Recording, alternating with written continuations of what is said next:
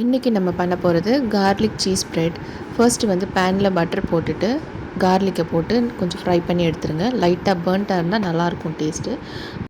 ஒரு பவுலில் பட்டர் எடுத்துகிட்டு இந்த ஃப்ரை பண்ணியிருக்கிற கார்லிக்கை அதோடு போட்டு நல்லா ஸ்மாஷ் பண்ணி விட்டுருங்க.